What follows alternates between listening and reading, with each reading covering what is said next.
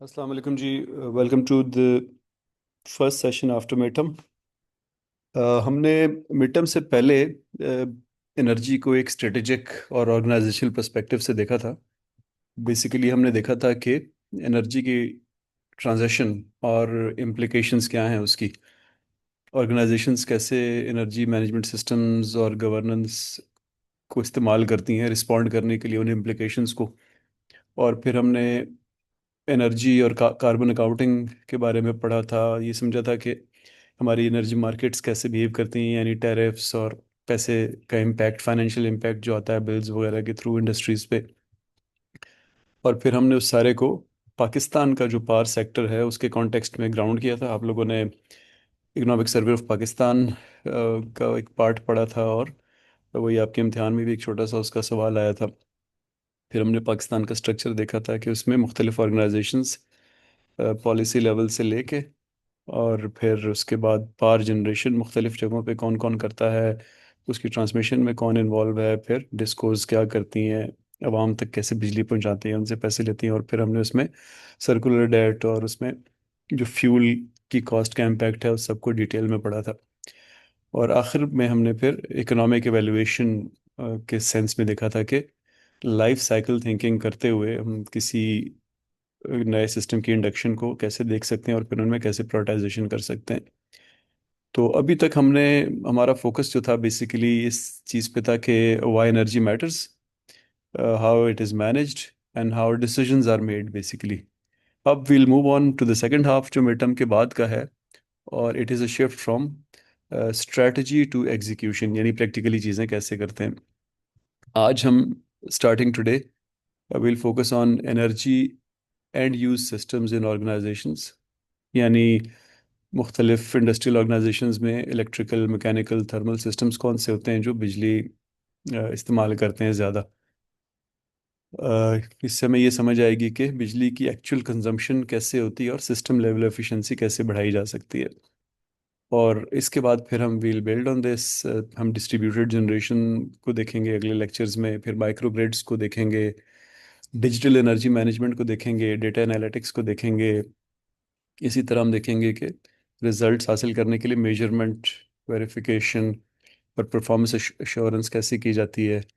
और हम फिर उस सारी चीज़ को ईएसजी के साथ, नेट ज़ीरो के साथ और क्लाइमेट रिस्क के साथ कनेक्ट करेंगे, क्योंकि हमारे जो एक्सपोर्ट के बड़े क्लाइंट्स होते हैं वो, इनके लिए वो चीज़ें बहुत इंपॉर्टेंट है। वैसे भी ज़ाहिर है एनवायरनमेंट हम सब के लिए बहुत इंपॉर्टेंट है। पाकिस्तान जो है वो दुनिया में सबसे ज़्यादा इन्वायरमेंटली एक्सपोज्ड मुल्क है, जो जहाँ पे टेम्परेचर सबसे ज़्यादा बढ़ रहे हैं। और आखिर में फिर हम स्ट्रेटेजिक एनर्जी परफॉर्मेंस और ऑर्गेनाइजेशनल चेंज को एक कह लें कि रैप अप करेंगे सारे के सारे कोर्स को। तो आज के लेक्चर को देखते हैं जी। Energy end use systems in organisations, electrical, mechanical and thermal systems. अब ऑर्गेनाइजेशंस में एनर्जी जाती किधर है? तो एक फंडामेंटल चीज़ समझने की ये है कि किसी भी फैसिलिटी में जो एक बल्क ऑफ एनर्जी जा रही होती है वो चंद चीज़ों में जा रही होती है, कोई ऐसी दर्जनों और सैकड़ों चीज़ें नहीं होती हैं, जिसको हम 80-20 रूल कहते हैं ना। तो एक छोटा पार्ट होता है ओवरऑल सिस्टम्स का नंबर्स में, इन टर्म्स ऑफ नंबर्स, जो कि आपकी ज़्यादातर बिजली इस्तेमाल कर रहा होता है। और नेचुरली फिर वही आपका प्राइमरी टारगेट बनना चाहिए इम्प्रूवमेंट के लिए। अगर आप चीज़ें ठीक करना चाहते हैं तो जहाँ पे सबसे ज़्यादा बिजली लग रही है, 2 4 5 जगहों पे, उन्हीं पे आपका फोकस होना चाहिए। दूसरी इंपॉर्टेंट चीज़ ये है कि almost across all industries Motors सबसे ज़्यादा बिजली खाती हैं, क्योंकि हर इंडस्ट्री में मोटर्स बहुत ज़्यादा लगी होती हैं, कहीं नज़र आ रही होती हैं सामने, कहीं नहीं नज़र आ रही होती, लेकिन सबसे ज़्यादा बिजली मोटर्स खा रही होती हैं, इंडस्ट्रियल फैसिलिटीज़ में भी और कमर्शियल फैसिलिटीज़ में भी। फिर जो ज़ाहिर है मोटर्स बिजली खाती हैं, जो फ्यूल खाने की बात है उसमें थर्मल सिस्टम सबसे ज़्यादा फ्यूल खा रहे होते हैं। जैसे for example process heating her industry में होती है। प्रोसेस हीटिंग का मतलब होता है कि प्रोडक्ट बनाने के लिए जो काम हो रहे हैं बहुत सारे, उसमें जो हीट इस्तेमाल हो रही है। फिर इस तरह प्रोसेस हीटिंग के अलावा बॉयलर्स होते हैं। बॉयलर वो सोर्स होता है जो प्रोसेस हीटिंग के लिए हीट दे रहा होता है। फिर इसी तरह हीटिंग एप्लीकेशंस होती हैं जहाँ पे कंबस्टेबल एनर्जी सोर्सेज हमें चाहिए होते हैं। इन तीनों में बड़ा सटल सा फर्क है, लेकिन हम चूंकि वो इम्प्रूवमेंट की बात कर रहे हैं तो हम इन तीनों को इंशाल्लाह अलग अलग अगले कुछ लेक्चर्स में देखेंगे। आप बड़ी बड़ी बात ये समझ लें कि जब आप प्रोसेस हीटिंग की बात कर रहे होते हैं तो आप बेसिकली ये देख रहे होते हैं कि हम प्रोसेस को इम्प्रूव कैसे कर सकते हैं, इससे हम कैसे हीट बचा सकते हैं, हीट बचाने की टर्म में। फिर जब आप बॉयलर्स को देख रहे होते हैं तो आप उनकी एफिशिएंसी को देख रहे होते हैं कि बॉयलर जो है वो फ्यूल अच्छी तरह कंज्यूम कर रहा है कि नहीं, हीट को हवा में तो कहीं नहीं रिजेक्ट कर रहा, खुद अच्छी तरह इंसुलेटेड है कि नहीं, टेक्नोलॉजी वाइज कोई बहुत पुराना तो नहीं है। और जैसे पुरानी, आपको पता है कि पुराने बॉयलर्स में जो टेक्नोलॉजी होती थी उसमें ट्यूब्स के अंदर से पानी गुजारा जाता था। अभी काफ़ी इंप्रूवमेंट आ गई है टेक्नोलॉजी में, लेकिन फंडामेंटली वही है। लेकिन वो बड़ी पतली पतली ट्यूब्स होती थी जिसमें पानी, हार्ड वाटर स्पेशली, वक्त के साथ साथ वहाँ पे सेडिमेंटेशन हो जाती थी उसकी दीवारों पे। यानी जो ट्यूब होती थी उसकी अंदर की दीवारों पे पानी के अंदर जो TDS, टोटली डिजॉल्व्ड सॉलिड्स होते हैं, वो जमा हो जाते थे और उसकी एफिशिएंसी बहुत लो हो जाती थी। तो उसको उस एंगल से आप बॉयलर को इसलिए अलग से देखते हैं। इसी तरह हीटिंग एप्लीकेशंस जो होती हैं वो अ, यानी हीट जो है मुख्तलिफ पर्टिकुलर किन चीज़ों में इस्तेमाल हो रही है, वो उसकी एप्लीकेशंस होती हैं। तो इन तीनों को देखने के अलग अलग जाविये होते हैं, इनको इंशाल्लाह देखेंगे। और आखिर में एक स्ट्रेटेजिक फोकस के एनर्जी मैनेजमेंट में आपको एक ऑप्टिमाइजेशन की नज़र से उसको देखना होता है कि हाई इम्पैक्ट सिस्टम्स यानी सबसे ज़्यादा बिजली या हीट खाने वाले सिस्टम्स कौन कौन से हैं जहाँ पे हम ज़्यादा से ज़्यादा सेविंग्स कर सकते हैं। तो एक टिपिकली एनर्जी जो है इंडस्ट्री में कहाँ इस्तेमाल होती है, सबसे ज़्यादा मोटर्स में इस्तेमाल होती है। जैसे यहाँ आप देख रहे हैं, आपके सामने लिखा हुआ है कि 40 से 50% मोटर ड्रिवन सिस्टम्स में होते हैं। कुछ इंडस्ट्री में एक्चुअली ये 70 से भी थोड़ी थोड़ी ज़्यादा होती है, जो बेसिकली मोटर ड्रिवन काम कर रहे होते हैं। हम इंशाल्लाह आगे एग्जांपल्स देखेंगे। अ, फिर तकरीबन आपकी 25% या 30% तक जो है वो प्रोसेस हीटिंग या बॉयलर्स में इस्तेमाल हो रही होती है, जो हमने पीछे थोड़ी देर पहले बात की। यानी प्रोडक्ट बनाने के लिए जो मुख्तलिफ एक्टिविटीज़ हो रही होती हैं, वो जो प्रोसेस चल रहा होता है उसमें जगह जगह हीटिंग हमें चाहिए होती है। फिर 15% आपकी HVAC सिस्टम्स में इस्तेमाल होती है। HVAC सिस्टम्स जो हैं वो आपके फैसिलिटी को ठंडा या गर्म करने के लिए इस्तेमाल होते हैं। तो वहाँ पे आपकी 10 से 20% एनर्जी लगती है। 8% आप लोग कंप्रेस्ड एयर में इस्तेमाल करते हैं। 5 से 10% कंप्रेस्ड एयर भी बहुत जगहों पे इस्तेमाल होती है, जैसे मुख्तलिफ टूल्स, ड्रिल्स, इस तरह की चीज़ें चलाने के लिए, लेथ मशीन्स चलाने के लिए बहुत सी इंडस्ट्रीज़ में इस्तेमाल होती है।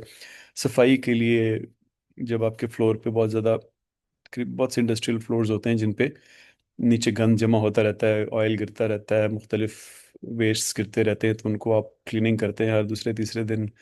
इसी तरह आपकी बहुत सी इक्विपमेंट को स्टार्ट करने के लिए, जैसे हम गाड़ी में सेल्फ मारते हैं तो इंजन स्टार्ट होता है, तो वो बिजली की एक सेल्फ होती है। लेकिन इंडस्ट्री में ज़्यादातर इक्विपमेंट जो है वो कंप्रेस्ड एयर से स्टार्ट होती है। इस तरह और भी बहुत सारी एप्लीकेशंस है जो आगे हमारे सामने आएंगी।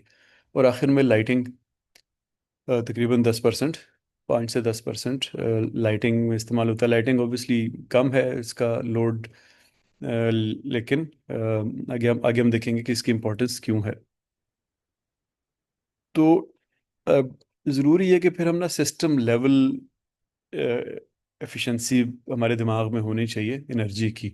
ये क्यों इम्पोर्टेंट है? क्योंकि आप कंपोनेंट्स को अलग अलग देखेंगे ना तो अ, आप वो अचीव नहीं कर सकेंगे जिसमें आप, जब तक आप पूरे सिस्टम को नहीं देखेंगे। आगे हम एक एग्जांपल के थ्रू इसको समझेंगे। की कॉन्सेप्ट क्या है कि टोटल एनर्जी जितनी आप लगा रहे हैं और टोटल उससे आपको जितनी आउटपुट मिल रही है एनर्जी वाइज, उन वो नंबर ज़्यादा से ज़्यादा होना चाहिए। Useful energy divided by total energy input जो है वो नंबर हाई होना चाहिए। अब ऑब्वियसली फॉर एग्जांपल जैसे हमने बॉयलर की बात की थी ना, कि बॉयलर में आप एनर्जी डाल रहे होते हैं किस तरह से कि वहाँ पे किसी चीज़ को आप जला रहे होते हैं, कोल को, गैस को, पेट्रोल को, कोई भी और चीज़ हो सकती है। फिर उसके अंदर मुख्तलिफ स्टेप्स होते हैं, जैसे सबसे पहले उससे बिजली बनती है। वो बिजली फिर मुख्तलिफ तरीके से पानी को गर्म करती है, या डायरेक्टली आप उसको, क्योंकि बॉयलर के अंदर और भी बहुत सारे सिस्टम्स होते हैं, सिर्फ गर्म पानी नहीं बनाना होता, या डायरेक्टली आप गर्म पानी बना रहे होते हैं। वो इसमें आप देखें तो जगह जगह पे इनएफिशिएंसीज आती हैं, जैसे हमने जिक्र किया कि उसकी ट्यूब्स में प्रॉब्लम हो सकती है, उसके एग जहाँ से गैस निकल रही है, हो सकता है गैस अनबर्nt निकल रही हो, या जहाँ से ऊपर से हीट रिलीज हो रही है। आगे हम बॉयलर की तस्वीर देखेंगे कूलिंग टावर की, तो आपको क्लियर समझ आएगा कि ऊपर से वो बहुत ज़्यादा हीट रिलीज हो रही है। तो वो अगर हीट आप हवा में फेंक देंगे, वही तो हमें चाहिए थी। तो इस तरह बहुत सारे लॉसेस सिस्टम में आते रहते हैं, और सिस्टम लेवल पे सोचना ज़रूरी है कि उनको कैसे कम किया जाए।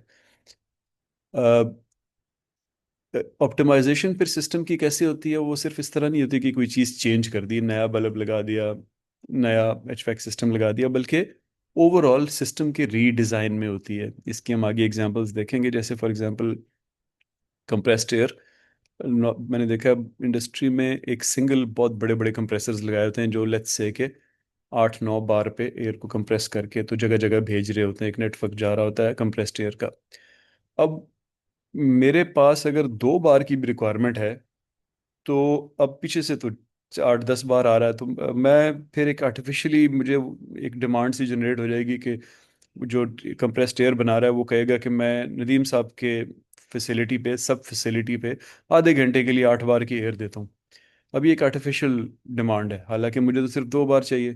तो यहाँ पे फिर एक सिस्टम लेवल थिंकिंग की ज़रूरत है कि कैसे उस 8 बार को मुझ तक सिर्फ 2 बार पहुंचाई जाए, बाकी 6 बार बच जाए। तो इस तरह फिर आपको एक सिस्टम रीडिज़ाइन की तरफ सोचना पड़ता है एनर्जी एफिशिएंसी लाने के लिए। यहाँ पे आप एक एग्जांपल देखें। ये एग्जांपल इन्होंने दी हुई है एक मोटर की।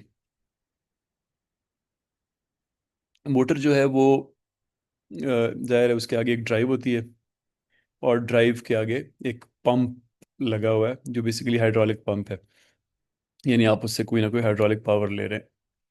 तो एक मोटर की अपनी एफिशिएंसी है, यानी मोटर का मतलब कि जो आपकी वाइंडिंग हुई हुई है, जो आपके स्टेटर्स हैं, जो आपके रोटर्स हैं, मुख्तलिफ उसके अंदर जो चीज़ें लगी हुई हैं, उनकी अपनी एक एफिशिएंसी होगी। फिर वो आगे ट्रांसमिशन कर रहे होंगे इस सर्कुलर मोशन की, तो वहाँ पे एक ड्राइव होगी।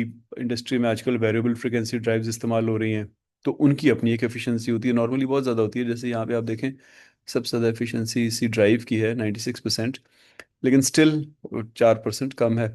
और वहाँ से आगे फिर पंप हाइड्रोलिक्स शुरू हो जाते हैं, यानी जो उससे जो फिर आप पंप को घुमा रहे हैं, और वहाँ से आगे फिर कोई ऑयल या जो भी हाइड्रोलिक आपका लिक्विड है, वो जो भी काम कर रहा है।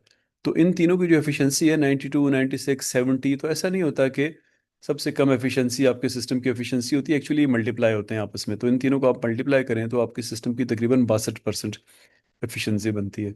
आप इमेजिन करें कि इसमें कोई चीज़ 10-12% पे हो, तो वो एकदम कितना गिरा देगी पूरे के पूरे सिस्टम को। जैसे हमारे पास कंप्रेस्ड एयर सिस्टम्स में होता है, बहुत ज़्यादा लॉसेज होते हैं, और वो कहीं 10% के अराउंड काम कर रहे होते हैं ओवरऑल। इसी तरह और भी बहुत सारे सिस्टम्स होते हैं जिनकी थ्योरेटिकल एफिशिएंसी ही बहुत कम होती है। तो आइडिया ये है कि सिस्टम लेवल एफिशिएंसी को हमने देखना है, कंपोनेंट लेवल को नहीं देखना। तो मोटर ड्रिवन सिस्टम से शुरू करते हैं। Normally motor driven electrical Motors जो होती हैं, वो हमारी इंडस्ट्री में हर चीज़ को चला रही होती हैं। जैसे पंखे, पंखे के अंदर एक मोटर लगी होती है। जैसे पंप्स जगह जगह इस्तेमाल होते हैं, पानी को, लिक्विड को, फ्लू गैसेस को, एयर कंडीशनिंग में, इस मुख्तलिफ चीज़ों को। इसी तरह कन्वेयर बेल्ट्स चल रही होती हैं, इसी तरह आपके एग्जॉस्ट बहुत बड़े बड़े चल रहे होते हैं। इसी तरह आपकी लेथ मशीनें चल रही होती हैं, बहुत सारी चीज़ें होती हैं जहाँ पे मोटर्स चल रही होती हैं।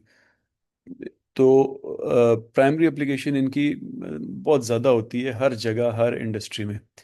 इसका इम्पैक्ट, जैसे हमने पहले बात की कि लार्जेस्ट इम्पैक्ट होता है, अप टू 70% भी होता है। तो सब नेचुरली सबसे पहला कैंडिडेट जो बनता है एफिशिएंसी के लिए, वो मोटर्स, मोटर ड्रिवन सिस्टम्स बनते हैं। अब इसकी बहुत सारी ऑप्टिमाइजेशन स्ट्रेटजीज होती हैं। जैसे मोटर्स की एफिशिएंसी में बड़ा फ़र्क होता है, उसके अंदर टेक्नोलॉजी, उसके अंदर जिस नेचर की वाइंडिंग हुई हुई है, फिर वो वाइंडिंग करने के लिए कौन सा मेटल इस्तेमाल हुआ हुआ है वगैरह।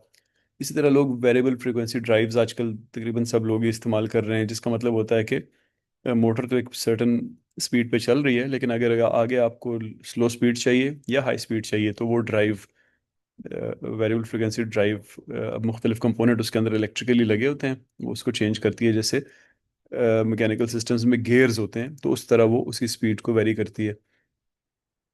इसी तरह मोटर्स, जैसे मैंने थोड़ी देर पहले बात की कि मुझे 2 बार चाहिए खाली, पीछे सिस्टम से प्रेशर जो है वो 10 बार का आ रहा है।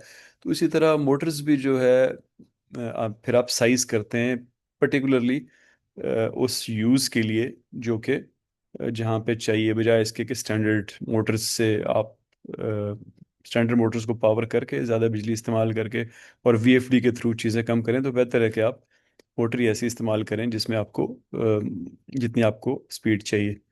इसी तरह मेंटेनेंस इटसेल्फ एक इम्पॉर्टेंट ऑप्टिमाइजेशन स्ट्रेटजी है कि आपकी मोटर्स हर वक्त अच्छी मेंटेनेंस की स्टेट में रहें।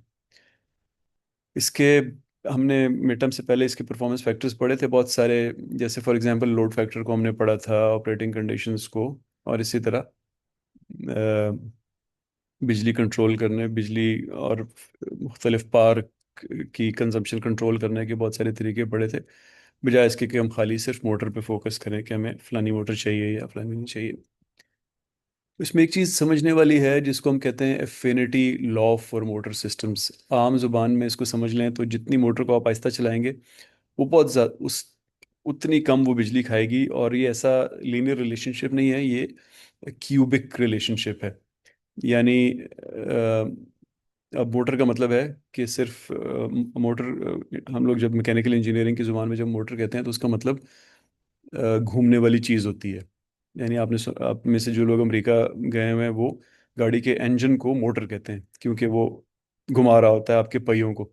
तो उस सेंस में मोटर सिस्टम्स जो भी होते हैं, जैसे जिनमें पंप भी शामिल है और फैंस भी शामिल हैं, ये एक एफिनिटी लॉ फॉलो करते हैं।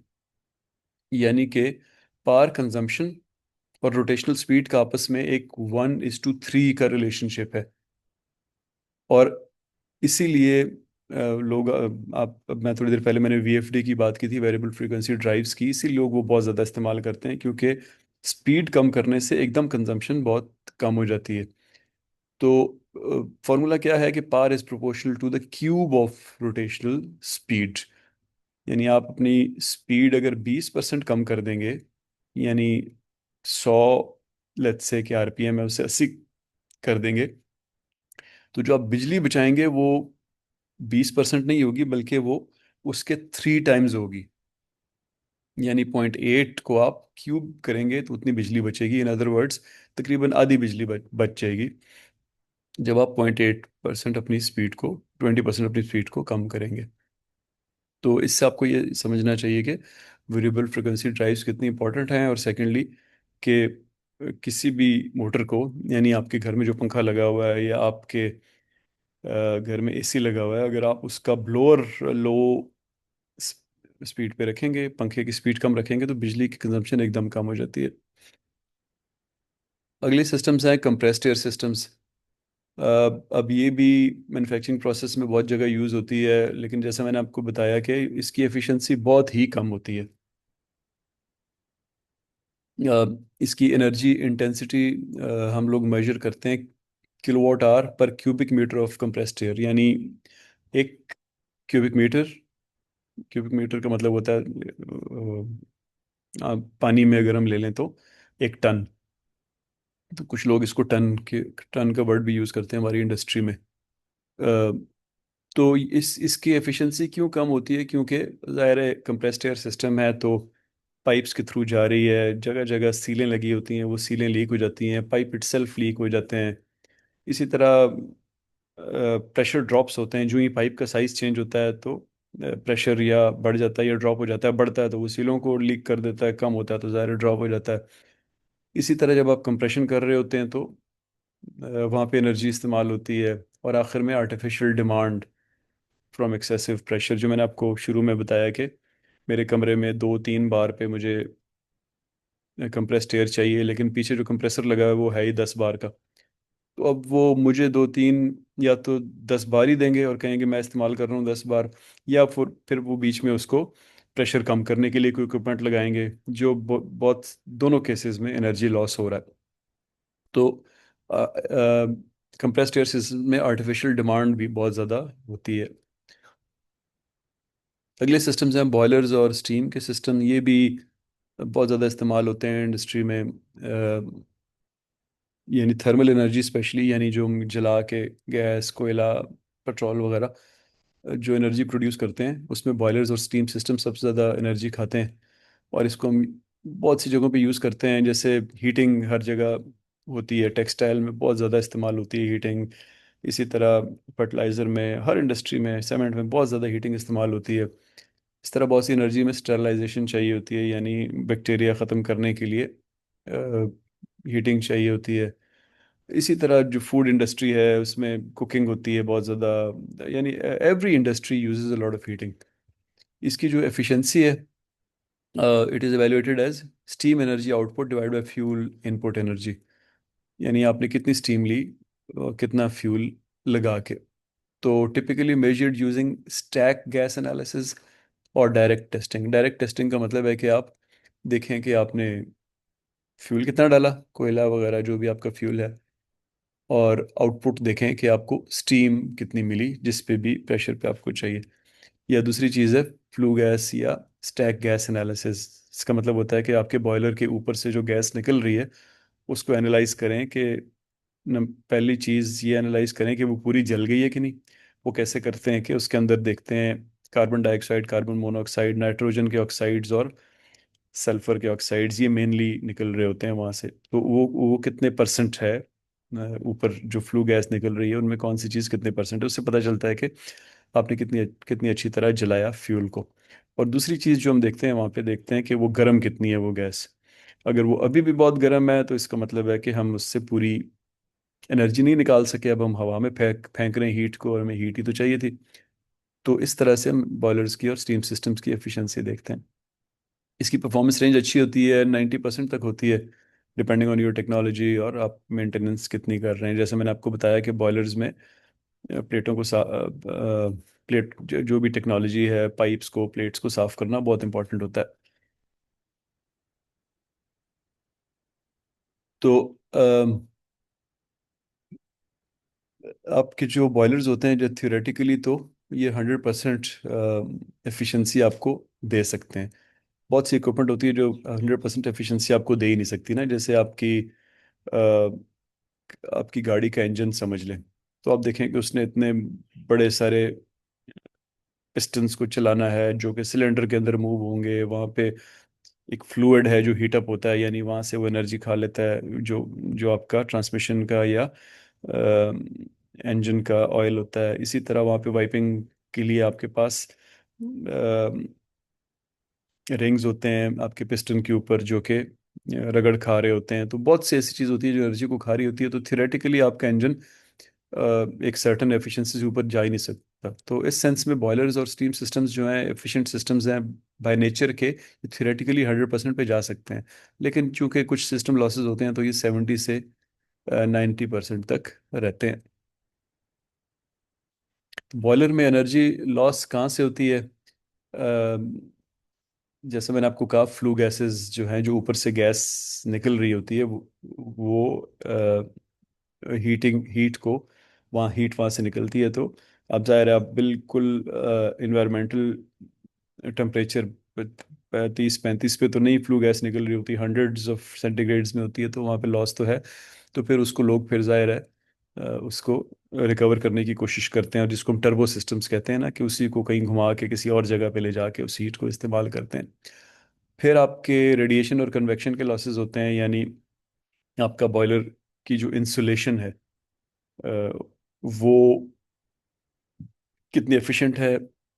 अब पुरानी ज़ाहिर है कभी जल जाती है, कभी उसके अंदर बारिश हो जाती है, लिक्विड चला जाता है तो वो सॉगी हो जाती है, तो उसकी इंसुलेशन इतनी नहीं रहती है, तो वहाँ से हीट निकलती रहती है।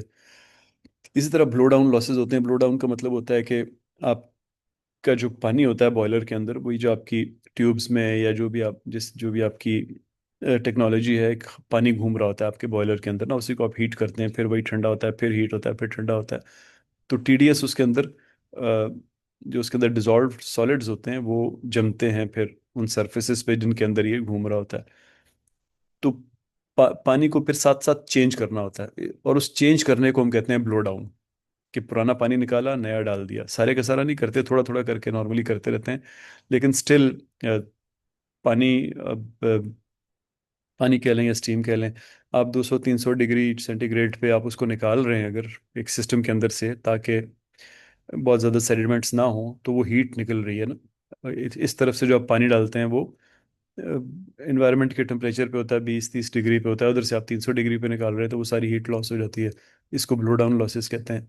और चौथा जो है वो इनकम्प्लीट कंबस्शन होती है, जिसके बारे में हमने बात की कि मुख्तलिफ गैसेस जो होती हैं, carbon dioxide, carbon monoxide, nitrogen और सल्फर के ऑक्साइड्स, तो वो पूरी तरह जब बर्न नहीं होते तो उनकी परसेंटेजेस बढ़ती जाती हैं। और इसमें एक तरफ तो एफिशिएंसी ख़राब है, दूसरी तरफ हम इन्वायरमेंट को डैमेज कर रहे हैं। जितनी ज़्यादा कार्बन मोनोऑक्साइड जाएगी, इसी तरह सल्फर के जितने ऑक्साइड्स की कंसंट्रेशन ज़्यादा होगी, वो इन्वायरमेंट को ख़राब करेंगे। अगला सिस्टम है एचवैक सिस्टम्स या कूलिंग सिस्टम्स। इनकी कूलिंग एफिशिएंसी जिस टर्म में या जिस फार्मूला में हम देखते हैं, उसको हम कहते हैं COP या कोफिशिएंट ऑफ परफॉर्मेंस। आम जुबान में कह लें तो आपने बिजली कितनी लगाई और आपको आउटपुट कितनी मिली ठंडक की। आप अपने घर के एसी में, हम रफली स्पीकिंग, हमारे घर का एसी जो है वो, इस फार्मूला को देखिएगा, कूलिंग आउटपुट में अगर वो 1 टन का एसी है, तो वो तकरीबन 1 टन का मतलब होता है तकरीबन 3.5 किलो वाट्स, बल्कि एग्जैक्टली 3.5 किलो वाट्स। और वो आपको 3.5 किलोवाट की ठंडक देने के लिए वो 1 किलोवाट नॉर्मली बिजली इस्तेमाल करता है। तो यानी 3.5 को 1 पे डिवाइड किया तो जो आपका कॉफिशिएंट परफॉर्मेंस हो गया वो 3.5 हो गया। अब आपको इस आपने ऐसे नहीं समझना कि हमने 1 रुपया डाला तो 3.5 रुपया निकल आया, ऐसे नहीं होता। क्योंकि ये जो एचवैक सिस्टम्स होते हैं या एसीज होते हैं, ये खुद कूलिंग नहीं जनरेट कर रहे होते, ये आपके कमरे की हीट को बाहर निकाल रहे होते हैं। यानी आपके कमरे में जो गर्म हवा है उसको बाहर फेंक रहे होते हैं। तो आप कूलिंग आउटपुट तो आपको फील होती है ना कि कमरे की हवा ठंडी हो गई, लेकिन एक्चुअली वो ठंडी हवा बना नहीं रहे होते, वो आपके कमरे की गर्म हवा को बाहर निकाल रहे होते हैं। तो एग्जांपल यहाँ पे जैसे दी हुई है, 100 किलोवाट, 100 किलोवाट का मतलब तकरीबन 28 टन तकरीबन बन गया, 28 पॉइंट समथिंग टन्स की आपने कूलिंग जनरेट की। बिजली आपकी लगी 25 किलोवाट। तो आपका जो COP रिजल्ट आया वो आया 100 किलोवाट डिवाइड बाई 25 किलोवाट, तो 4। ये बहुत अच्छा है, जैसे मैंने आपको कहा कि घर के एसी होते हैं वो तकरीबन 3.5 पे होते हैं, अच्छे एसी जो इन्वर्टर वाले होते हैं। तो अ, लेकिन इसकी वजह ये होती है, जो आप जो तस्वीर देख रहे हैं कूलिंग टावर की तस्वीर है। यानी एचवैक, बड़े एचवैक सिस्टम्स में इस तरह का कुछ लगा होता है जो कि कूल कर रहा होता है। लेकिन इन आपके घर के एसी का और ये जो कूलिंग टावर वाले एसी होते हैं, इनका फंडामेंटल जो प्रिंसिपल ऑफ ऑपरेशन है वही डिफरेंट होता है। यानी कॉन्सेप्ट तो एक ही है कि अंदर से भी हीट को बाहर फेंकना है, लेकिन जो ऑपरेशन है वो इनका फंडामेंटली डिफरेंट होता है। वो बहुत सारे ऐसे होते हैं जो फव्वारा बना के पानी को ऊपर फेंकते हैं, वो हवा से लग के ठंडा होता है। हम हमारे घर के एसी जो होते हैं वो तो सीधा सीधा बस हवा को कंडेंसर के ऊपर से गुजारते हैं। यानी पंखा लगा होता है, कंडेंसर के ऊपर से हवा गुजारते हैं, तो वो अंदर की हीट बाहर चली जाती है। और ये लिक्विड हमने ऐसा डाला होता है इसके अंदर, या रेफ्रिजरेंट, जो कि बहुत जल्दी फिर एवेपोरेट होता है। उस एवेपोरेशन से हम अपनी अंदर की हवा को ठंडा कर लेते हैं। इनका डिफरेंट होता है, ये पानी को घुमा रहे होते हैं पूरे इंडस्ट्री के जो दफ्तर हैं या मुख्तलिफ प्लांट्स हैं, उनके अंदर ठंडे पानी को घुमा रहे होते हैं। और वो ठंडा पानी जो है वो अ, अंदर से आपके कमरे से हीट निकालता है और इस कूलिंग टावर में ले जाता है। यानी खुद गर्म हो जाता है, इस कूलिंग टावर में आ जाता है, और ये कूलिंग टावर उसको ठंडा कर देता है मुख्तलिफ टेक्नोलॉजीज से। आखिरी सिस्टम हमारा लाइटिंग सिस्टम है। लाइटिंग सिस्टम, जैसा मैंने आपको बताया कि इसका शेयर तो बड़ा कम होता है, 8%, 5 से 10% होता है। लेकिन होते ही बहुत ज़्यादा है। यानी नंबर बहुत ज़्यादा होता है इनका। तो सम हाउ नज़र ये सबसे ज़्यादा आते हैं और लोगों का फोकस बहुत ज़्यादा इस पे चला जाता है। अब उसमें भी बुरी बात नहीं है, फोकस होना चाहिए बिल्कुल।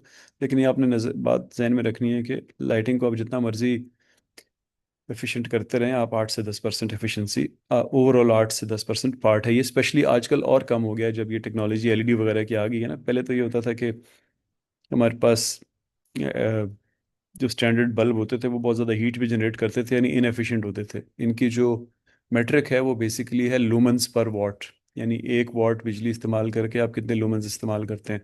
तो पहले जो हमारा 100, आप लोगों को याद होगा घर में 100 वॉट और 60 वॉट के बल्ब होते थे, यानी वो 60 इतनी बिजली खाते थे। आजकल आप एलईडीज को देखें तो वो 3, 5, जो बड़ी बड़ी एलईडीज भी होती हैं वो 20 और ज़्यादा से ज़्यादा 30 वॉट की होती हैं।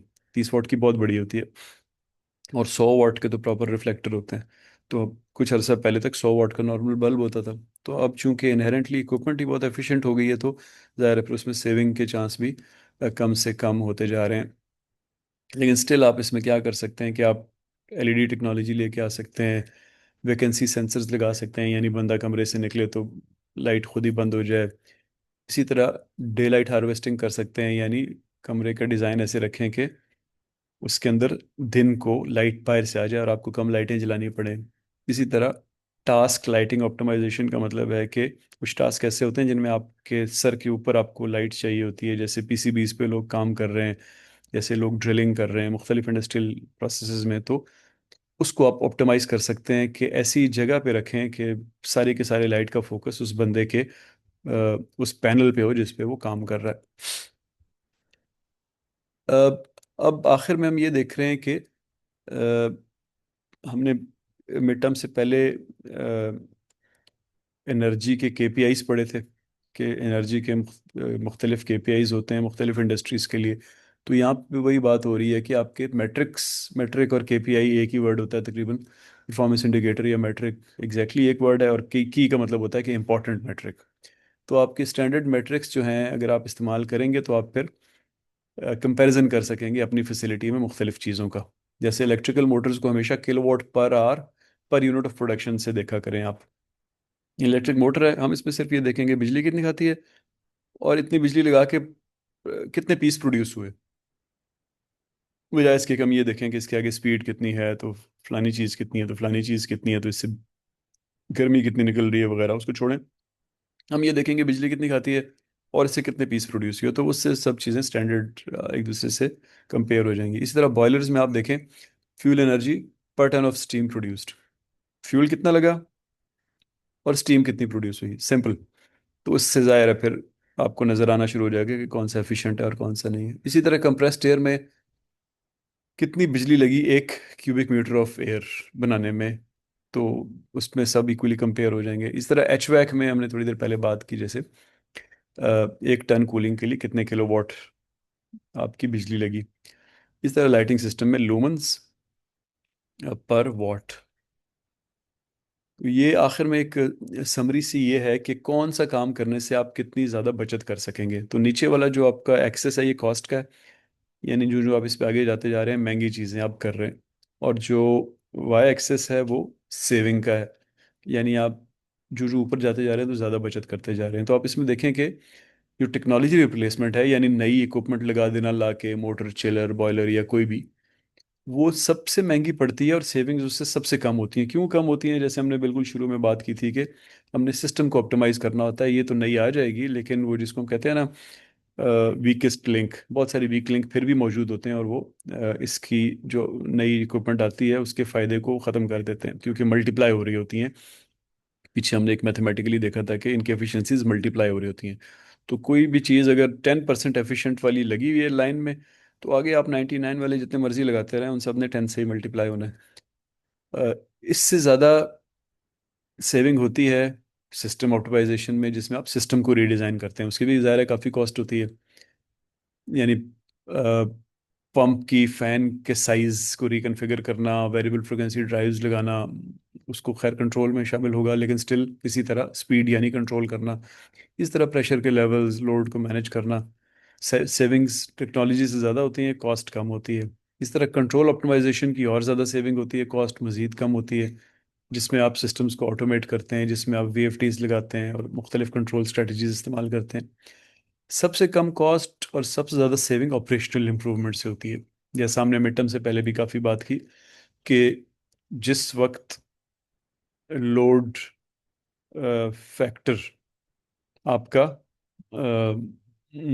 आपके कॉन्ट्रैक्टेड लोड फैक्टर से बढ़ रहा है तो उस उधर प्रोडक्शन रोक दें, रात को कर लीजिएगा। इसी तरह जिस वक्त बिजली की कीमत ज़्यादा है उस वक्त मत बिजली इस्तेमाल करें। इसी तरह आपके मुख्तलिफ इक्विपमेंट की, जैसा हमने बात की थी कि उनकी अपनी अपनी स्टैंडर्ड मेजरमेंट्स होती हैं। जैसे कैपेसिटर्स लगा के हम मुख्तलिफ मोटर्स की पावर फैक्टर को इम्प्रूव करते हैं। इसी तरह मेंटेनेंस करना एक ऑपरेशनल इम्प्रूवमेंट है वगैरह। तो ये इसको आप अपने दिमाग में बिठा लें, इस तस्वीर को, कि ऑपरेशनल इम्प्रूवमेंट सबसे ज़्यादा फ़ायदा देती है और टेक्नोलॉजी रिप्लेसमेंट सबसे कम फ़ायदा देती है। लेकिन इसका ये मतलब नहीं है कि आपने टेक्नोलॉजी रिप्लेस नहीं करनी। जैसे फॉर एग्जांपल हमने बल्ब्स की बात की, तो पुराने बल्ब्स और एलईडी बल्ब्स में बहुत ज़्यादा फ़र्क है। तो टेक्नोलॉजी जहाँ पे पूरी दुनिया ने चेंज कर दी है वहाँ पे आप ज़रूर चेंज करें। लेकिन ये नहीं है कि हर दफ़ा आप टेक्नोलॉजी चेंज करते रहें और अपने आप अपने पूरे सिस्टम को ओवरऑल एज अ सिस्टम ना देखें और ऑपरेशंस और मेंटेनेंस पे फोकस ना करें। ये नहीं होना चाहिए। तो ओवरऑल हमारा मैनेजमेंट पर्सपेक्टिव क्या हुआ कि सबसे पहले हम प्रायोरिटाइज करेंगे हाई इम्पैक्ट सिस्टम्स को, जो जितनी ज़्यादा बिजली खा रहा है उस पर उतना ज़्यादा फोकस करेंगे। सिस्टम लेवल ऑप्टिमाइजेशन करेंगे, एक इंडिविजुअल कंपोनेंट को अ, इतना नहीं देखेंगे। इसी तरह हमारी ऑपरेशनल प्रैक्टिसेस जो है, मेंटेनेंस वगैरह, वो ट्रेनिंग, वो बहुत इंपॉर्टेंट होती है। और फाइनली डेटा ड्रिवन मॉनिटरिंग बहुत इंपॉर्टेंट है। हम जब भी कोई एक्शन करें वो किसी डेटा पे बेस्ड होना चाहिए। और हमें डेटा जब हमारे सामने होगा, मैट्रिक्स हमारे सामने होंगी, डैशबोर्ड्स होंगे, तो हमें नज़र आएगा कि किस जगह ज़्यादा बिजली लग रही है और किस जगह हम उसको फिर बचा सकते हैं। तो की टेक अवे आपके फिर ये हो गया कि आइडेंटिफाई करें सबसे ज़्यादा बिजली कौन खा रहा है और उसको एड्रेस करें। मैट्रिक्स क्वांटिटेटिव होनी चाहिए, केपीआईज होने चाहिए, क्लियरली डिफाइंड होना चाहिए कि आप एनर्जी एफिशिएंसी को किस किस फिगर से देख रहे हैं। और फाइनली सिस्टम लेवल थिंकिंग होनी चाहिए आपकी, इंडिविजुअल कंपोनेंट लेवल नहीं होनी चाहिए। तो ये था जी हमारा आज का सेशन। इंशाल्लाह हम अ, इसका Q&A अगले वीक पे करेंगे जी।